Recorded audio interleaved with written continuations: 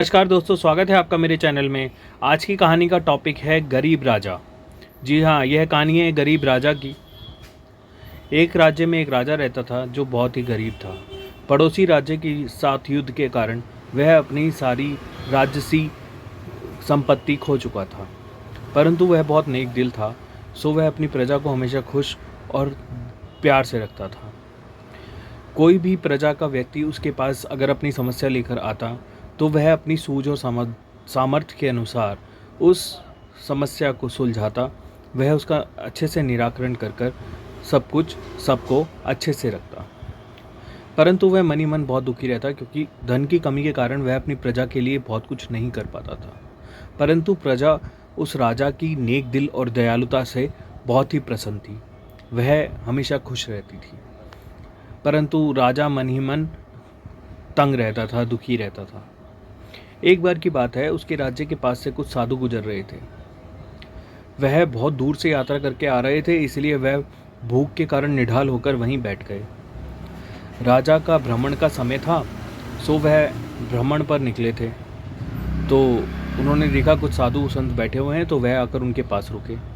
उनसे जाना कि साधु महाराज बताइए, आप यहाँ क्यों बैठे हैं, क्या हुआ।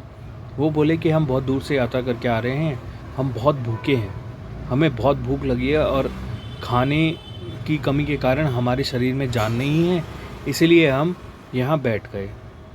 तो राजा उन्हें अपने साथ अपने महल ले गया, वह उन्हें भोजन कराया। परंतु राजा मन ही मन दुखी रहता था, इसलिए वह उसके स्वभाव पर भी झलकता था। तो साधु ने यह बात जानकर उनसे पूछा कि राजा, आपकी उदासीनता का कारण क्या है। तो साधु को राजा ने बताया कि ऐसे ऐसे मेरे पड़ोसी राज्य से मेरा युद्ध हुआ था, तो मैं अपनी सारी संपत्ति हार गया। सो अब मैं अपनी प्रजा के लिए कुछ कर नहीं पाता, इसलिए मैं बहुत दुखी रहता हूँ। तब साधु ने राजा को समझाया कि तुम्हारी नेक दिल छवि व तुम्हारी दयालुता ही तुम्हारा सबसे बड़ा धन है। इसी कारण तुम्हारी प्रजा तुमसे खुश रहती है। वह किसी भी प्रकार की कोई भी इच्छा तुम्हारे आगे प्रकट इसलिए नहीं करती क्योंकि उन्हें भी पता है कि तुम्हारे पास धन का अभाव है, परंतु दयालुता और नेक दिल की कमी तुम में नहीं है। सो तुम जैसे हो वैसे ही रहो। तुम्हें किसी कारण से दुखी होने की कोई आवश्यकता नहीं है। तुम बस अपनी प्रजा का ख्याल रखो, जो है तुम्हारे पास उसी में खुश रहो। सो दोस्तों, हमें इस कहानी से यह सीख मिलती है कि हमें हमेशा खुश रहना चाहिए। परिस्थिति कैसी भी हो, आपके पास धन हो ना हो, आपके आगे कितनी ही विकट समस्या आ खड़ी हो, आपके पेट में खाने के लिए एक दाना ना हो, आप भूखे हों, परंतु हमेशा खुश रहें।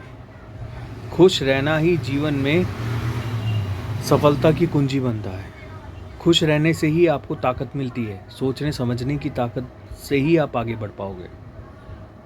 सो हमेशा खुश रहो, जितना है उतने में खुश रहो। आगे की इच्छा पाने की इच्छा मत करो, नसीब में जो लिखा है वही मिलेगा।